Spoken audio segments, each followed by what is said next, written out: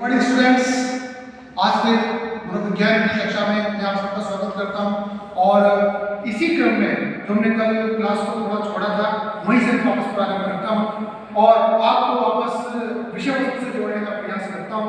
और जैसे हम विषय वस्तु पर आएंगे आपको सारी चीज़ क्लियर हो जाएगी कि हमने प्रथम क्लास और द्वितीय क्लास में क्या पढ़ा और आज हम क्या पढ़ने वाले हैं। उसी के बारे में मैं आपको आज ले चलता हूं वापस इस मनोविज्ञान की एक अलौकिक क्लास में और आपको दर्शन कराऊंगा यहाँ पर आत्मा का, मन का, चेतना का और व्यवहार का, इन सबका मैं इस प्रकार से दर्शन कराऊंगा।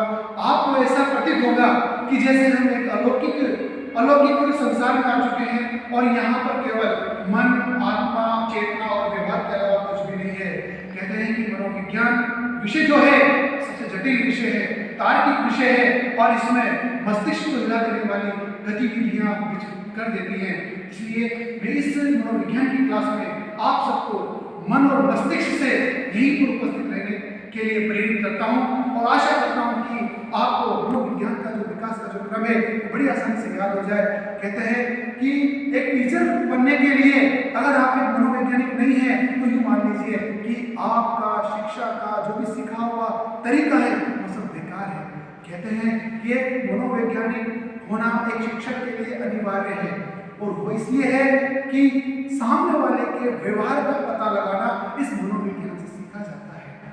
और अगर आप लोग मेरे साथ ऐसे ही जुड़ते रहे और ऐसे ही अगर चलते रहे, गारंटी मैं देता हूँ कि एक अच्छे शिक्षक में जो गुण होते हैं वो आप में होंगे। और उसी क्रम में आज हम यहाँ पर अध्ययन करने वाले हैं कि जो मनोविज्ञान है वो किस तरह से अपने विकास के क्रम पर चरम सीमा पर धीरे धीरे चलता है। चलो आइए इस विकास की यात्रा पर मैं आपको ले चलता हूँ इस मनोविज्ञान की कक्षा में और हम वापस वहीं पर चलते हैं जहाँ से हमने कल छोड़ा था। कल हमने देखा था कि मनोविज्ञान का जो विकास का क्रम है उसका एक छोटा सा सूत्र होता है, आम चय व्यवहार। इसे ट्रिक बोल सकते हैं, ये याद करने में आसानी होती है। हमने पढ़ा था आम से हम तात्पर्य लिया था आत्मा का विज्ञान या आत्मा का अध्ययन। अब देखिए आत्मा का अध्ययन हमने लिया, इसके बारे में पहले से समझेंगे नहीं क्योंकि हम जान चुके हैं पहले।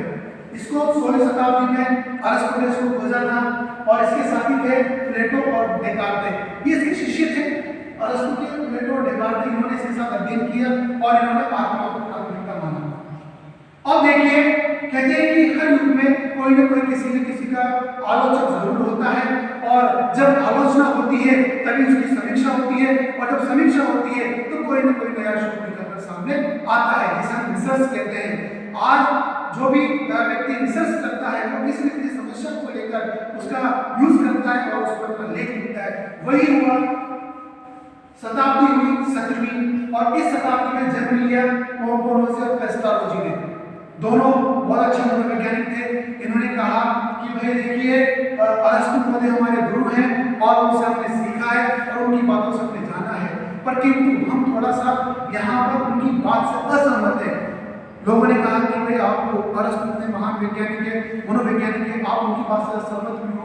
उन्होंने कहा कि भाई जो चीजें हमें दिखाई नहीं देती है हम उसका अध्ययन कैसे कर सकते हैं। इसीलिए उन्होंने कहा, मुझे ने कहा कि भाई जो हमारा मन और मस्तिष्क है जो कहता है हम वही काम करते हैं। इसलिए आत्मा की अपेक्षा मन और मस्तिष्क को प्राथमिकता देनी चाहिए क्योंकि जो मस्तिष्क हमारा, जो मन हमारा कहता है वही मस्तिष्क करता है। इसलिए कॉम्पोरोसी और पेस्टालोजी ने 17वीं शताब्दी में किसको प्राथमिकता दी? मन को प्राथमिकता दी और इस सदी को कहा जाने लगा कि मनोविज्ञान मन और मस्तिष्क का एक विज्ञान है जिसका अध्ययन करना अनिवार्य है।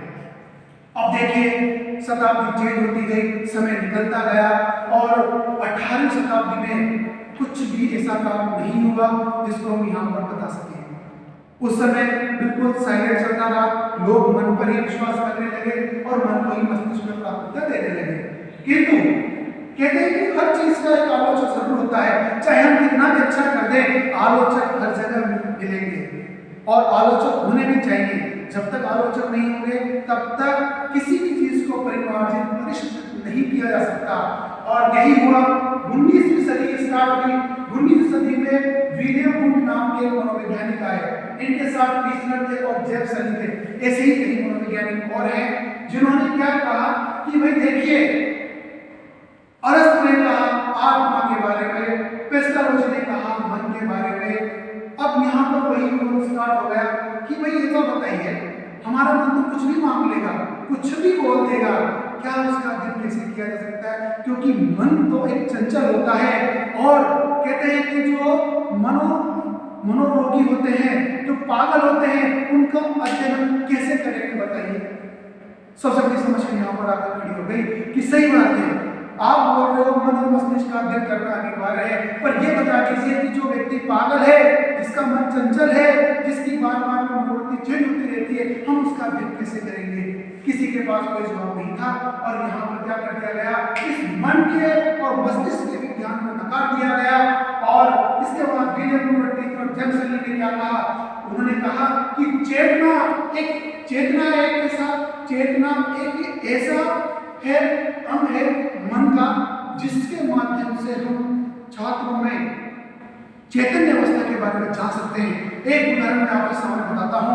एक मनोवैज्ञानिक थे सिगमंड फ्राइड नामक एक मनोवैज्ञानिक ने एक बहुत अच्छा उदाहरण दिया, और वो उदाहरण कहा, देखिए, उन्होंने एक गिलास लिया, क्या लिया? एक गिलास लिया। इस गिलास को उन्होंने क्या किया? इस गिलास को उन्होंने आधा पानी से भरा, इस गिलास को उन्होंने आधा पानी से भरा, और इस गिलास में एक बर्फ का टुकड़ा लिया, और बर्फ के टुकड़े पे उन्होंने प्रयोग किया, और उन्होंने चेतना के बारे में इतना अच्छे तरीके से समझाया और कहा कि देखिए, अंदर जो डूबा हुआ जो हिस्सा होता है, वो उसका प्रतिशत आप मालूम है कितना होता है? 9/10% डूबा हुआ होता है, और जो ऊपर जो तेल का हिस्सा होता है, इसका 1/10% होता है। अब इससे अनुमान लगाइए, और जो बीच वाला हिस्सा है, ये बिल्कुल 0 पॉइंट पे होता है। अब इस निष्कर्ष से एक चीज सामने आई, उन्होंने कहा कि मन की 3 अवस्थाएं होती है, चैतन्य मन, अचेतन मन और अर्धचेतन मन। अब आपको यहाँ पर कंफ्यूज हो गया कि यार ये क्या आ गया? सब तो पहले बता रहे थे कि मन का विरोध कर दिया, और फिर वापस यहाँ पर आप मन के बारे में आ गए। तो यहाँ पर मैं आपको कंफ्यूज नहीं करूँगा, मैं केवल यहाँ पर ये स्पष्ट करना चाहता हूँ कि जब हम चैतन्य अवस्था में होते हैं, तो हमें एक बार में पढ़ी हुई चीज बड़ी आसानी समझ में आ जाती है, और जब हम अचेतन अवस्था में होते हैं, तो हमारे मन में बहुत सारे विचार चलते रहते हैं, और इसे विचारों का भंडार भी कहा जाता है, जिससे हमें, मान लीजिए कि हम अधिकांश समय किसी बिताते हैं, इस 9/10 पे बिताते हैं, और इस 9/10 में बिताने के कारण हमें चीजें याद नहीं रहती। और आपको मालूम है विद्यार्थी की समस्या रहती है कि सर मैं बहुत पढ़ता हूँ, बहुत मेहनत करता हूँ, मुझे कुछ भी याद नहीं रहता। अरे याद कैसे रहेगा? वो कहाँ रहता है? अचेतन अवस्था में रहता है, क्योंकि मनुष्य का लगभग 90% हिस्सा किसमें होता है? अचेतन अवस्था में होता है। 1% व्यक्ति ही क्या होते हैं? चैतन्य होते हैं, और जो बीच में होते हैं वो होते हैं अर्धचेतन अवस्था। इस अवस्था का मतलब होता है कि बच्चे जगे भी रहते हैं और सोए भी रहते हैं, वो उनको कोई मतलब नहीं रहता, उनको याद नहीं रहता है, नहीं भी रहता, ऐसी अवस्था में जुड़े रहते हैं। तो ये चीज इंपॉर्टेंट है। बाढ़ में के एग्जाम 2013 में डायरेक्ट प्रश्न पूछा गया था कि बताइए मनुष्य में जो चैतन्य अवस्था है, इसका कितना प्रतिशत भाग होता है? होता है 1/10। और चित्तौड़गढ़ एग्जाम 2014 थर्ड ग्रेड के एग्जाम में पूछा गया प्रश्न है कि बताइए मनुष्य की अचेतन की अवस्था का कितना प्रतिशत होता है? 9/10 होता है। इस क्लास से आपको 2 फायदे होंगे, एक तो आपकी परीक्षा की तैयारी होगी, एक आने वाले भविष्य में जो आरपीएससी के एग्जाम होते हैं, फर्स्ट ग्रेड हो, सेकंड ग्रेड हो, थर्ड ग्रेड हो, अगर आपने मेरी बातों को एक-एक बात को ध्यान से सुन लिया और इनको रजिस्टर में उतार लिया, मैं गारंटी में देता हूं कि इस क्लास में एक-एक शब्द पढ़ा हुआ शब्द तुम्हें परीक्षा में महत्वपूर्ण अंक दिलाएगा, जहां से हम आगे अपने भविष्य को निखार सकते हैं। देखिए नेक्स्ट चीज समझ में आ गई आपको। इसके बाद हम समझते हैं व्यवहार का विज्ञान। अब देखिए 19वीं शताब्दी समाप्त हो गई, कहते हैं कि हर चीज का कोई आलोचक जरूर होता है, वही हुआ यहाँ पर भी। विलियम कॉर्टिसनर के आलोचक पैदा हुए और उन्होंने क्या कहा? चेतना नाम की कोई चीज नहीं होती, न कोई उसका अध्ययन कर सकता है, कुछ भी नहीं हो सकता। केवल बस आपने बता दिया कि चैतन्य मन है। अगर मान लीजिए हमारा मन किया पढ़ने का तो पढ़ लिए, अब चैतन्य मन का कैसे अध्ययन करोगे आप? तो यहाँ पर इसे नकार दिया गया और कहा गया, जेबी वाटसन नाम के वैज्ञानिक है जिन्होंने 20वीं सदी में क्या कहा कि व्यवहार का विज्ञान होता है मनोविज्ञान के साथ। हम किसी भी व्यक्ति के व्यवहार का अध्ययन करने के लिए हम विभिन्न प्रकार का व्यवहार उसका देखते हैं और कहते हैं कि जब भी विपरीत परिस्थिति मनुष्य के सामने आती है वो अपनी मूल प्रवृत्ति को दिखा देता है। थोड़ा सा अगर हम किसी से विपरीत बोलेंगे तो अपनी मूल प्रवृत्ति को बदल देता है। और यहाँ पर उन्होंने कहा कि इंसान का जो व्यवहार होता है वही उसकी मूल प्रवृत्ति होती है, इसलिए व्यवहार करने को प्राथमिकता दी जाती है। Thank you. आशा करता हूँ कि आपको इस क्लास में काफी समझ में आया होगा। मैं खास कर नेक्स्ट अगली क्लास में